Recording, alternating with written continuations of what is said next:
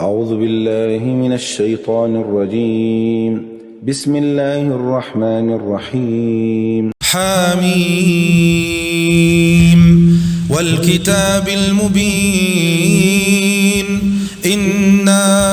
أنزلناه في ليلة مباركة إنا كنا منذرين فيها يفرق كل أمر حكيم أمرا من عندنا إنا كنا مرسلين رحمة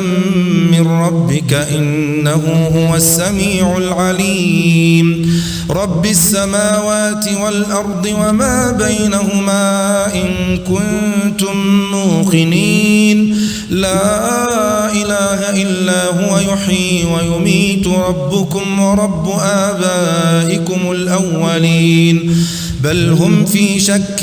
يلعبون فارتقب يوم تأتي السماء بدخان مبين يغشى الناس هذا عذاب أليم ربنا اكشف عنا العذاب إنا مؤمنون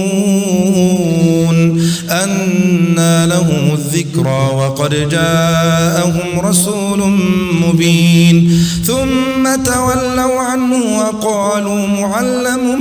مجنون إنا كاشف العذاب قليلا إنكم عائدون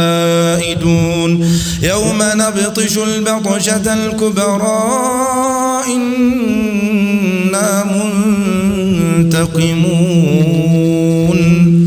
ولقد فتنا قبلهم قوم فرعون وجاءهم رسول كريم أن أدوا إلي عباد الله إني لكم رسول أمين وألا تعلوا على الله إني آتيكم بسلطان مبين وإني عذت بربي وربكم أن ترجمون وإن لم تؤمنوا لي فاعتزلون فدعا ربه أن هؤلاء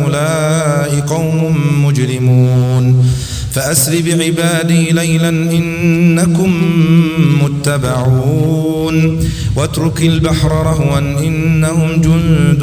مغرقون كم تركوا من جنات وعيون وزروع ومقام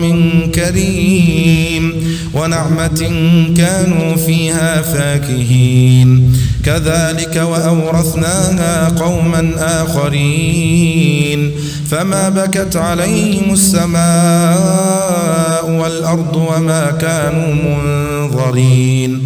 ولقد نجينا بني إسرائيل من العذاب المهين من فرعون إنه كان عاليا من المسرفين ولقد اخترناهم على علم على العالمين وآتيناهم من الآيات ما فيه بلاء مبين إن هؤلاء ليقولون إن هي إلا موتتنا الأولى وما نحن بمنشرين فأتوا بآبائنا إن كنتم صادقين أهم خير أم قوم تبع والذين من قبلهم أهلكناهم إنهم كانوا مجرمين وما خلقنا السماوات والأرض وما بينهما لاعبين ما خلقناهما إلا بالحق ولكن أكثرهم لا يعلمون إن يوم الفصل ميقاتهم أجمعين يوم لا يغني مولا عن مولا شيئا ولا هم ينصرون إلا من رحم الله إنه هو العزيز الرحيم إن شجرة الزقوم طعام الأثيم كالمهل يغلي في البطون كغلي الحميم خذوه فاعتلوه إلى سواء الجحيم ثم صبوا فوق رأسه من عذاب الحميم ذق إنك أنت العزيز الكريم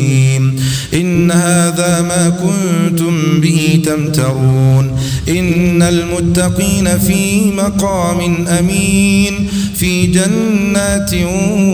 وعيون يلبسون من سندس واستبرق متقابلين كذلك وزوجناهم بحور عين يدعون فيها بكل فاكهة آمنين